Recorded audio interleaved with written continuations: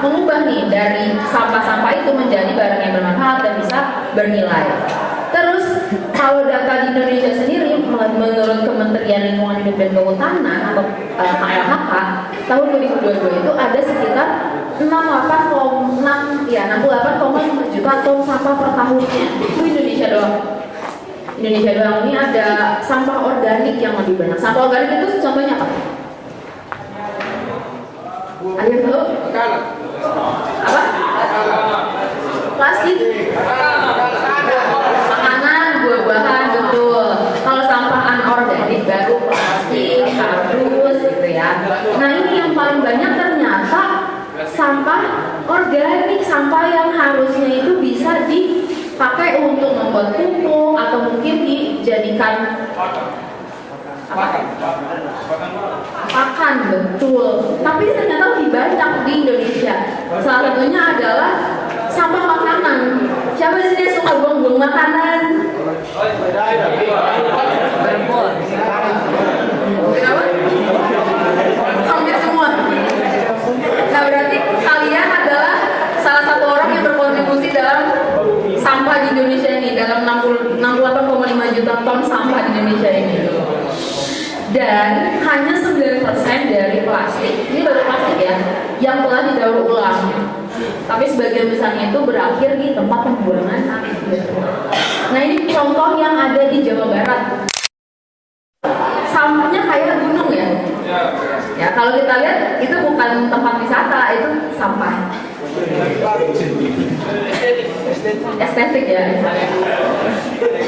Estetik tapi kalau dari gambar. Kalau kalian langsung datang pingsan, bau. Nah, jadi yang kita tahu selama ini ekonomi itu linear aja. Kita ambil, kita ambil misalnya dari pohon ya, pembuatan kertas misalnya.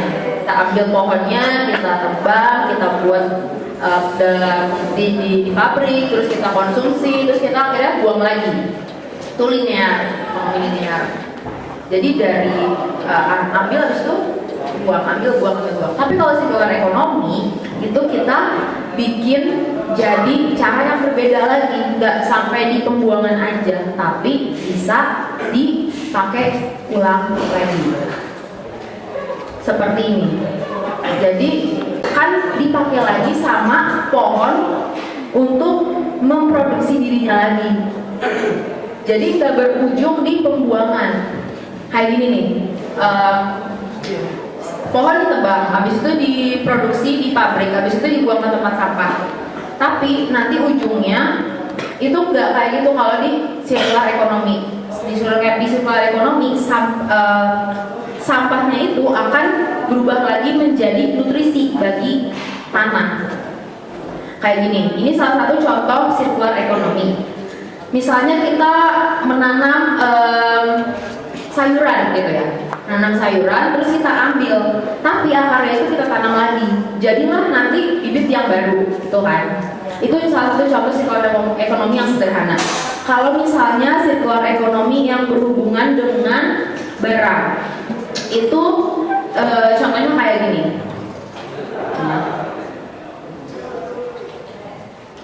Aku ada contoh videonya. Ini ada speaker Pak. Oh udah tadi kamera. Nah, ini contoh.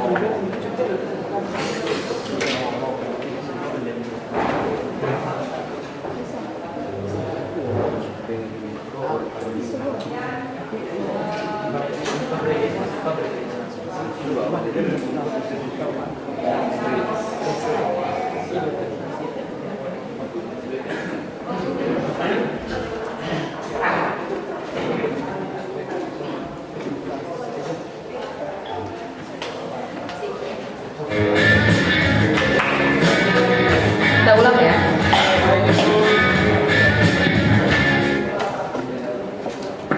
Nah ini biar menjadi gambaran buat kalian contoh circular economy khususnya. Nah dengan mesin ini kita sorting berdasarkan ukuran, berdasarkan berat, dan juga dengan kamera kita memastikan jenis dan warna yang botol yang bisa kita pakai itu bisa dilanjutkan ke proses berikutnya.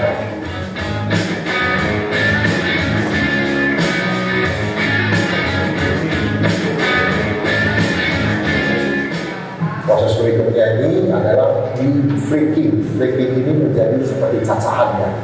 Kita cacah, setelah itu kita cuci. Setelah kita cuci, tidak akan kita sortir sekali lagi untuk memastikan tidak ada perbedaan yang lolos. Nah, ini menjadi produknya kita bilangnya adalah PP flake. Nah, PP flake ini kita akan lanjutkan ke proses berikutnya. Proses berikutnya itu adalah membuat resin artefak recycle PET. Flake itu kita cairkan lagi, kita filter. Nah, setelah itu akan masuk ke proses terakhir. Istilah proses finishingnya, di mana recycle PET ini bisa menjadi full contact proof.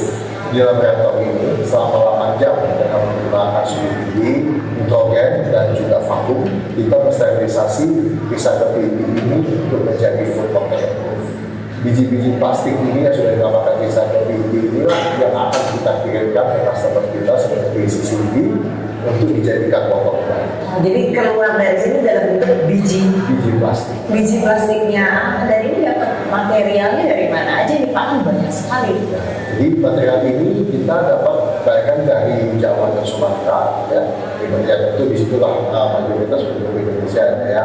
Jadi sekitar 90% masih Jawa dan Sumatera, dan sekarang kita lagi ekspansi collection kita untuk ke Kalimantan, Sulawesi, dan ke Bali dan area timur Indonesia. Berapa banyak tuh per harinya bisa dapat material botol? Sehari rata-rata kita membeli itu sekitar 100 ton botol. Ya. Harga yang kita beli itu sekitar Rp8.000. Itu untuk kualitas botol-botol yang benar-benar adalah botol yang tanpa label dan tanpa bentuk ya. Dan Rp8.000 per kilo. Kita beli sekitar Rp8.000 per kilo. Itu sudah sortir semuanya dengan botol PET, warnanya bening atau biru muda, dan memang tidak ada kontaminat atau sampah-sampah lain yang disebutkan di dalam. Dan itu apa? Ya, itu contohnya. Jadi plastik itu nggak berujung ke tanah, nggak berujung ke tempat sampah lagi. Nah, melalui circular economy kita bisa ubah sampah yang tadi, sampah plastik tadi jadi biji plastik lagi dan bisa digunakan lagi, bahkan tadi bisa memberikan penghasilan yang luar biasa gitu ya. Sampai Bapak ini juga tadi cuma bayar 8.000 per kilogram. Itu kan murah banget ya. Sementara ngumpulnya itu susah banget kan. Tapi dia bisa bikin pabrik sebesar ini juga, dan pasti penghasilannya itu bisa sampai miliaran. Sama kayak tadi jumlah sampah di awal 2 miliar ton gitu. Sampai. Nah, ini Coca-Cola juga bikin apa namanya bukan program sih, kayak acara untuk circular economy, dari botol jadi botol. Coca-Cola udah bikin Coca-Cola Aqua itu udah bikin program kayak gini. Jadi nanti sampah Coca-Cola yang dibuang itu akan dijadikan lagi botol Coca-Cola gitu. Jadi nggak stop di tempat sampah. Nah, di MD juga tahun lalu kami ke MD gitu ya, MD Flores.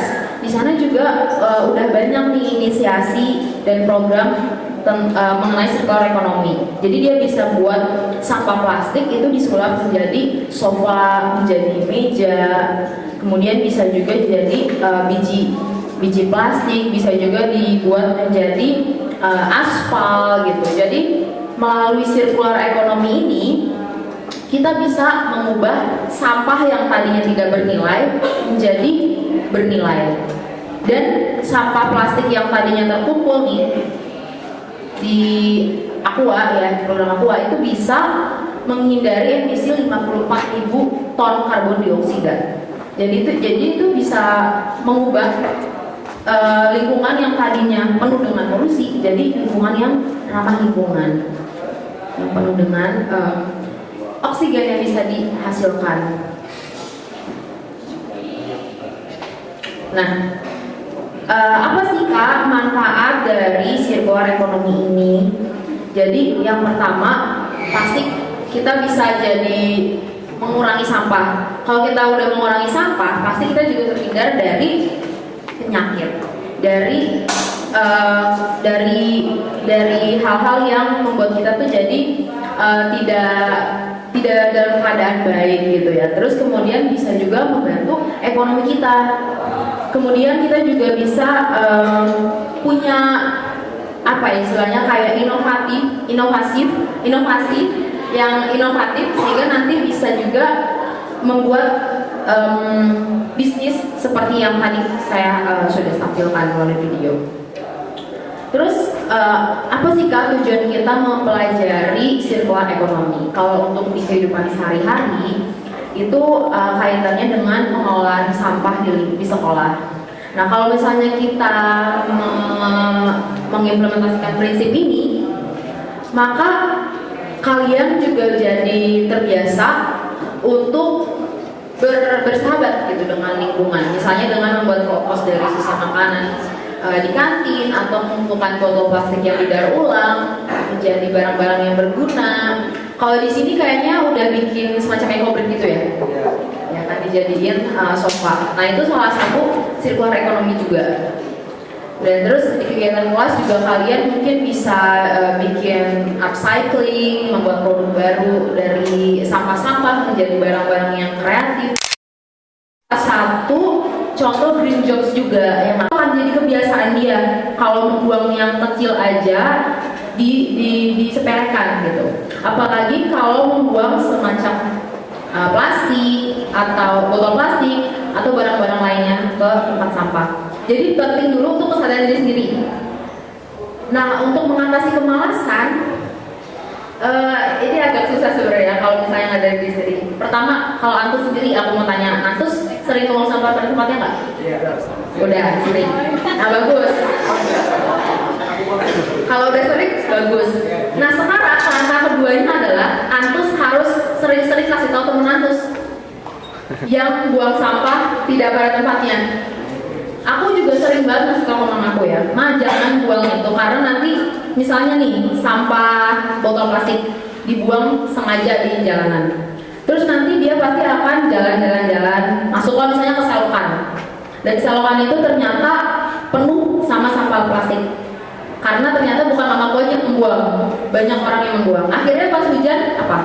Banjir ya kan. Terus habis itu apa? Mereka nyalahin pemerintah, nyalahin hujan, padahal ternyata diri kita sendiri yang membuat bencana itu terjadi. Jadi cara mengatasi kemalasannya adalah kalian pertama harus sadar diri dulu kalau kalian itu berkontribusi besar bagi lingkungan. Hal kecil aja itu bisa dampaknya besar. Yang kedua, kalau kalian bersadar diri, kalian kasih tahu sekitar kalian kalau membuang sampah itu sedikit sekecil apapun itu akan berdampak besar bagi lingkungan kalian. Atau kalau apa tadi saran lagi untuk mengatasi kemalasan, karena kalian ini sangat rajin teman-teman.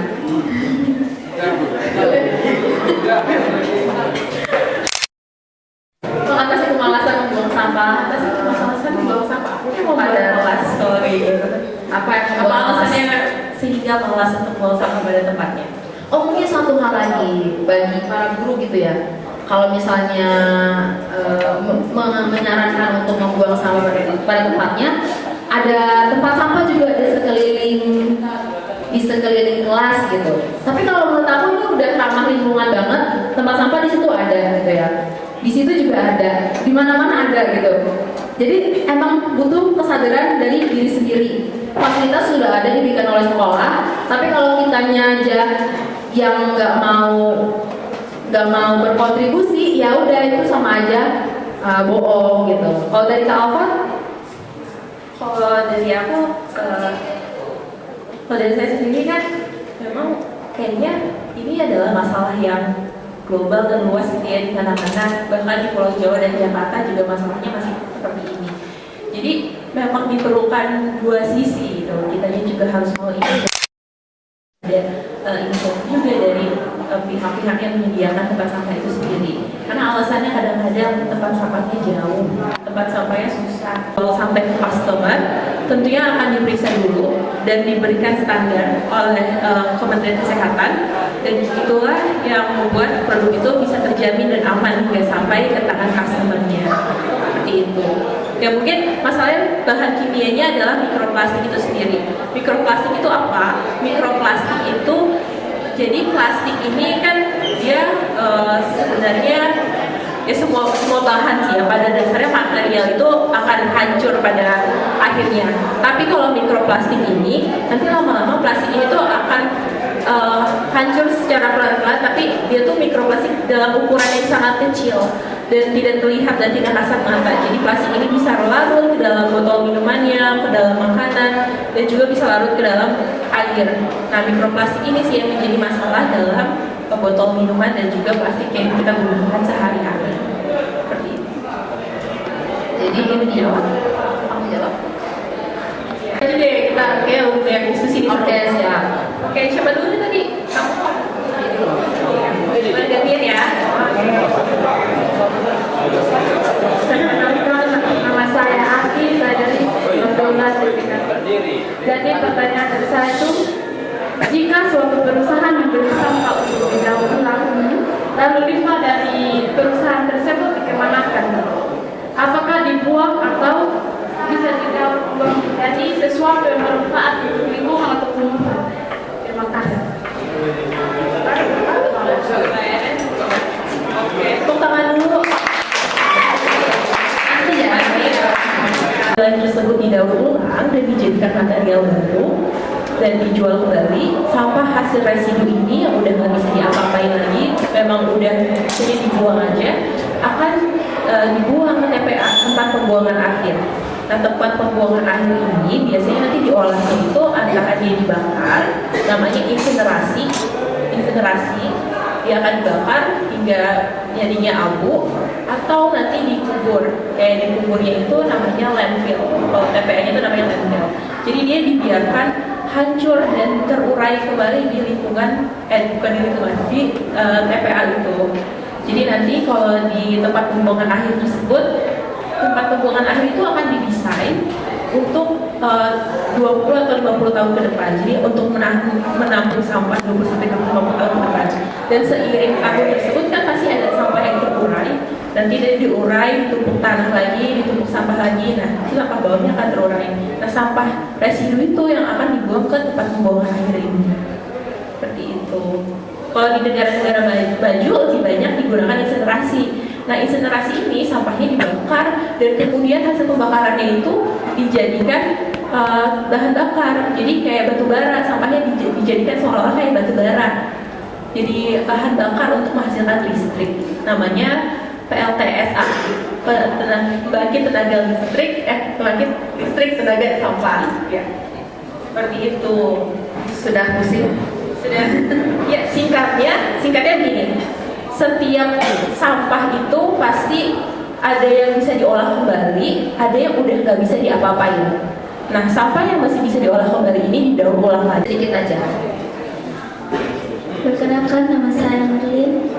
Di sini saya mau bertanya, sejauh ini apakah ada dukungan dari pemerintah tentang penerapan Sirkular ekonomi. enggak? Terima kasih Merlin. Tepuk tangan untuk Merlin. Gimana kalian nih? Kalau dukungan pemerintah itu sebenarnya setiap daerah beda-beda ya Kak. Setiap daerah beda-beda. Kalau di Jakarta sendiri sebenarnya lagi menggalakkan juga tentang sirkular ekonomi ini. Pokoknya diusahakan. Jadi setiap daerah ini juga ada kayak penghargaan ini juga nih, daerah yang terbaik itu di mana. Nah, kalau Jakarta juga sedang berusaha untuk mengurangi sampah itu dan membuatnya menjadi barang yang bisa digunakan lagi. Jadi nggak berakhir di pembuangan akhir. Ya. Oke. Dukungan dari pemerintah.